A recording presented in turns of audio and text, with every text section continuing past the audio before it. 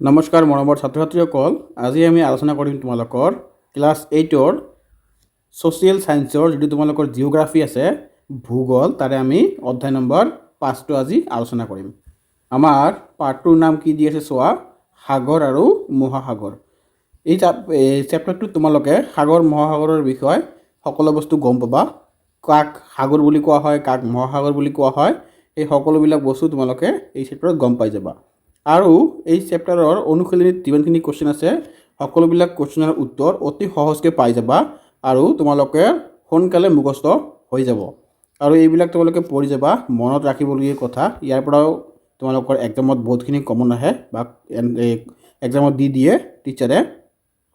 আৰু তোমালোকে অনুশীলনীৰ এইবিলাক কুৱেশ্যন পাই আছা, মই লৈ আহিছোঁ এইবিলাক সকলোবিলাক কুৱেশ্যন অতি চমুকৈ লৈ আহিছোঁ। জাষ্ট তোমালোকে ভিডিঅ'টো চাই থাকা। প্ৰথমতে আমি আলোচনা কৰিম কি 1 মাৰ্কৰখিনি। 1 মাৰ্কত চোৱা কি দিয়া আছে, 1 নম্বৰত তলৰ প্ৰশ্নবোৰৰ উত্তৰ লিখা। ক নম্বৰত কি দিয়া আছে, মহাসাগৰীয় সোঁতৰ সৃষ্টিৰ কাৰণবোৰ কি কি? মহাসাগৰত যে পানীৰ সোঁত সৃষ্টি হয়, যেনেকৈ ঢৌ সৃষ্টি হয়, সেই ঢৌবিলাক সৃষ্টি হোৱাৰ কি কাৰণ হয় তোমাক ইয়াত ক'বলৈ কৈছে। যেনেকুৱা আমাৰ কি দিয়া আছে, মহাসাগৰীয় সোঁতৰ সৃষ্টিৰ মূল কাৰণ হ'ল, 1 নম্বৰটো কি দিয়া আছে, পৃথিৱীৰ অৱৰ্তন গতি আৰু নিয়তোৱা বায়ু। তোমালোকক ইয়াত চাৰিটা মই লৈ আহিছোঁ, যি দুটা তোমালোকক ভাল লাগে সেই দুটা পঢ়ি ল'বা, গোটেইখিনি পঢ়িব নালাগে। 2 নম্বৰটো চোৱা কি দিছে, মহাসাগৰৰ পানীৰ উত্তাপ আৰু ঘনত্বৰ তাৰতম্য। এইটো ইজি আছে, তোমালোকে এইটো পঢ়িবা। 3 নম্বৰটো কি দিছে, পানীৰ লৱণাতৰ ভিন্নতা। এইটো ইজি আছে, পঢ়িবা। আৰু 4 নম্বৰটো কি দি আছে, মহাদেশৰ অৱস্থান আৰু উপকূল ভাগৰ আকৃতি। এই তিনিটা তোমালোকে পাৰিলে পঢ়িবা, এই তিনিটা ইজি আছে। ওপৰটো নপঢ়িলেও হ'ব বা ওপৰটো অলপ কঠিনে হয়, এইটো মনত নাথাকিব বেছি। খ নম্বৰত আশা কি দিছে, গৰম পানীৰ সোঁত বুলিলে কি বুজা? উত্তৰত চোৱা কি দিছে, বিষুৱীয় বা গ্ৰীষ্ম মণ্ডলীয় অঞ্চলৰ পৰা যিবোৰ মহাসাগৰীয় সোঁত মেৰু অঞ্চলৰ ফালে প্ৰবাহিত হয়, সেইবোৰক গৰম পানীৰ সোঁত বোলে। এই সোঁতবোৰৰ পানীৰ উত্তাপ সাগৰীয় পানীতকৈ বেছি থাকে। তাৰপিছত আহা গ নম্বৰত কি দিছে, সাগৰীয় জীৱবোৰ কেই প্ৰকাৰৰ, কিহৰ ভিত্তিত এইবোৰক শ্ৰেণী বিভক্ত কৰা হৈছে? সাগৰত যিবিলাক জীৱ থাকে সেই জীৱবোৰ কেই প্ৰকাৰৰ হয় আৰু কিহৰ ভিত্তিক এই জীৱবিলাকক ভাগ কৰা হৈছে, ইয়াতে তোমালোকে পাই যাবা। সাগৰীয় জীৱবোৰক মুঠতে 3 প্ৰকাৰত ভাগ কৰা হৈছে। এই কুৱেশ্যনটো তোমালোকে পাৰিলে পঢ়িবা, এইটো ইম্পৰ্টেণ্ট হয়। তোমালোকে ইয়াত ইংৰাজীত নামবিলাক মনত ৰাখি ল'বা। এছামিছত তোমালোকৰ স্পেলিংটো মিষ্টেক হ'ব পাৰে, ইংৰাজীটো ভালকৈ মনত ৰাখি ল'বা। প্ৰথমত চোৱা কি দিছে, প্ৰথমটো দি আছে কি, প্লাংকটন, তাৰপিছত দি আছে নেক্টন, আৰু তাৰপিছতো কি দি আছে, বেন্থছ। তিনিটা তোমালোকে স্পেলিংবিলাক ভালকৈ মনত ৰাখিবা, এইকেইটা আহিব পাৰে এক্সামত।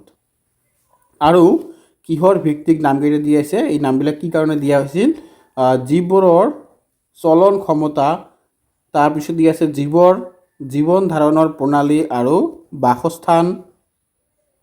বাসস্থানৰ স্থান, যেনে পানীৰ ওপৰত ভাহি থকা, স্বাভাৱিকভাৱে সাঁতুৰিব পৰা বা সাগৰৰ তলিত বাস কৰা, এইবোৰৰ ভিত্তিত শ্ৰেণী বিভাজন কৰা হৈছে।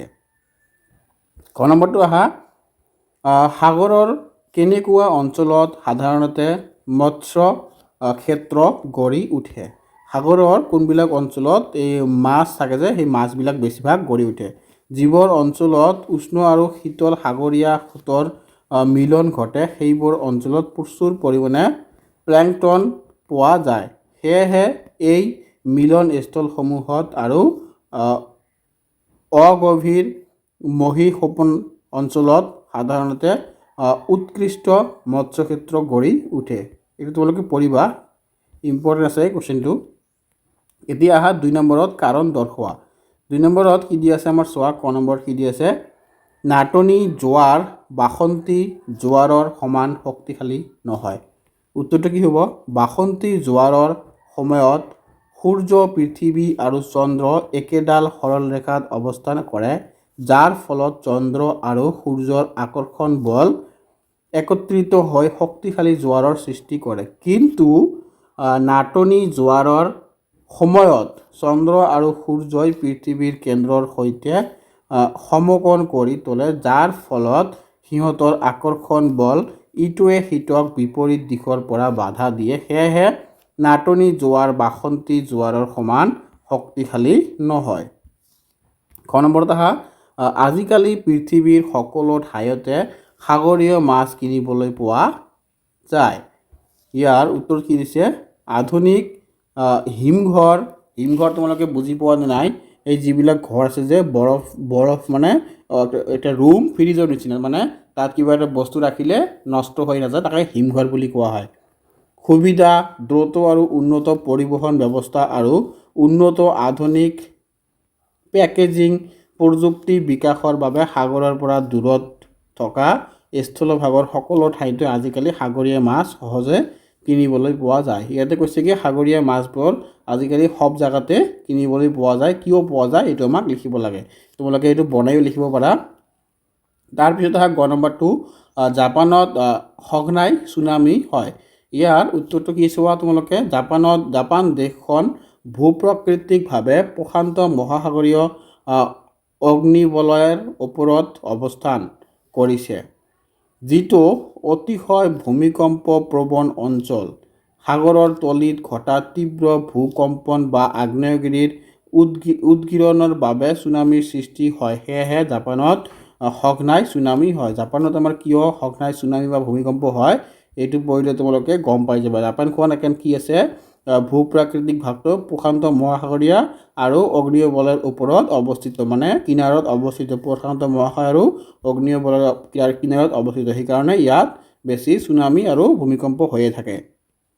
এতিয়া আহা ঘ নম্বৰত, সূৰ্য আকাৰত বিশাল হোৱা সত্ত্বেও জোৱাৰৰ সৃষ্টিকাৰী শক্তি কম। ইয়াৰ উত্তৰটো চোৱা কি দিছে।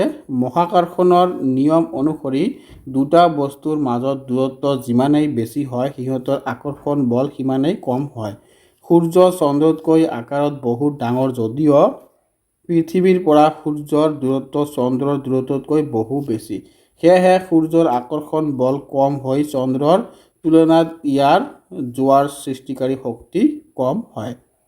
এতিয়া আহা ঙ নম্বৰত কি দিছে, বৈদেশিক বাণিজ্যৰ বাবে জাহাজৰ পৰিবহণ ব্যৱস্থা উৎকৃষ্ট। ইয়াৰ উত্তৰটো চোৱা কি দিছে। বৈদেশিক বাণিজ্যত জলপথ বা জাহাজ পৰিবহণ ব্যৱস্থাটো আটাইতকৈ কম খৰচী। বৈদেশিক বাণিজ্য মানে বেলেগ এখন দেশৰ পৰা যে নিজৰ দেশত কিবা বস্তু কিনি আনে, ইয়াকে কৈছে। ইয়াত জাহাজৰ কিয় প্ৰয়োজন কৰা হয় বা জাহাজত মানে কৰিলে আমাৰ কি হয়, খৰচ কম হয়। ইয়াতে কৈছে কি চোৱা, পথ নিৰ্মাণৰ প্ৰয়োজন নাই, মানে আমাক এক্সট্ৰাকৈ ৰাস্তা বনোৱাৰ কোনো প্ৰয়োজন নাই, আৰু একেলগে বৃহৎ পৰিমাণৰ গধুৰ তথা সামগ্ৰী কঢ়িয়াব পাৰি। আৰু কৈছে কি জাহাজবিলাক যিমান ডাঙৰ বনাব পাৰে কোনো সমস্যা নাই, তাতে ৰাস্তাৰ কোনো ঝামেলা নাই। সেইকাৰণে ইয়াত আমাৰ কি হয়, একেলগে বহুত বস্তু ল'ব পাৰি। সেইকাৰণে বৈদেশিক কিবা বাণিজ্যৰ ক্ষেত্ৰত আমাৰ জাহাজৰ পৰিবহণটো আমাৰ খুবেই সুবিধাজনক। তাৰপিছত আহা তোমালোকে 3 নম্বৰৰ শুদ্ধ উত্তৰটো ৰাইট চিন দিয়া বা চিহ্নিত কৰা। ইয়াৰ কুৱেশ্যনটো কৈছে কি সাধাৰণতে শীতল পানীৰ সোঁতৰ উৎপত্তি হয়। ইয়াত হ'ব কি আমাৰ ক নম্বৰটো হ'ব, ইয়াত মেৰু অঞ্চলত উৎপত্তি হয়। তাৰপিছত অহা 2 নম্বৰত, দিনটোত দুবাৰ সাগৰৰ পানী উঠা নামা কৰাকে কি বুলি কোৱা হয়, জোৱাৰ ভেটা বুলি কোৱা হয়। 3 নম্বৰত কি দিছে, চুনামি শব্দৰ অৰ্থ কি। চুনামি শব্দৰ অৰ্থ হৈছে কি পোতাশ্ৰয় ঢৌ।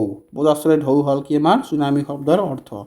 4 নম্বৰত কি দিছে চোৱা, সাঁতুৰিব পৰা সাগৰীয় প্ৰাণীবোৰক কি কোৱা হয়, নেক্টন বুলি কোৱা হয়।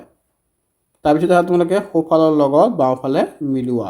এইবিলাক খুবেই ইম্পৰ্টেণ্ট কুৱেশ্যন ইয়াতে দিয়া আছে, কিন্তু ইয়াত মই কি এনেকৈ চিধা চিধিকৈ লৈ আহিছোঁ। কিতাপত তোমালোকে এই গ নম্বৰটো চাই, ঙ নম্বৰ চাই, ঘ নম্বৰ চাই মিলাই ল'বা। যেনেকুৱা তোমালোকে কিতাপত কি দিবা, যেনেকুৱা দিয়া আছে এই চাবা, ইয়াতে ক নম্বৰত লগত কোনটো দি আছে, গ নম্বৰ দি আছে। তোমালোকে কিতাপত ক'ত বা গ নম্বৰ দি আছে তোমালোকে চাবা, কিতাপত এনেকৈ টানি গ নম্বৰত দি দিবা। কিন্তু মই ইয়াত ডাইৰেক্ট লৈ আহিছোঁ। যেনেকুৱা ক নম্বৰতে কি হ'ব, ডাইৰেক্ট ডাইৰেক্ট গ নম্বৰটো দিবা এবিধ উদ্ভিদ প্লাংকটন। তাৰপিছত ধৰা খ নম্বৰটো দিবা কি নিৰক্ষীয় অঞ্চলত কি দিবা এইটো পানীৰ ঘনত্ব কম হয়। গ নম্বৰটো কি দিবা সাধাৰণ নিমখ মহাসাগৰৰ পানীত দ্ৰৱীভূত হৈ থাকে। ঘ নম্বৰটো কি দিবা সপ্তমী আৰু অষ্টমী তিথিত নাটনি জোৱাৰ ঘটে। আৰু ঘ নম্বৰটো কি দিবা মৎস্য ক্ষেত্ৰবোৰ কি দিবা উদ্ভিদ প্লাংকটন থকা ঠাইত গঢ়ি উঠে। ছাত্ৰ ছাত্ৰীসকল আজি মই ইয়াতে সামৰণি মাৰিলোঁ। তোমালোকক যদি ভিডিঅ'টো ভাল লাগে তেনেহ'লে চেনেলটো ছাবস্ক্ৰাইব কৰি ৰাখিবা আৰু এনেকুৱা ধৰণৰ ভিডিঅ' তোমালোকে পাই থাকিবা। চ' আজি মই ইয়াতে সামৰণি মাৰিলোঁ। তোমালোকৰ লগত নেক্সট ভিডিঅ' মই লৈ আহিছোঁ, তাত তোমালোকৰ লগত পুনৰবাৰ দেখা হ'ব।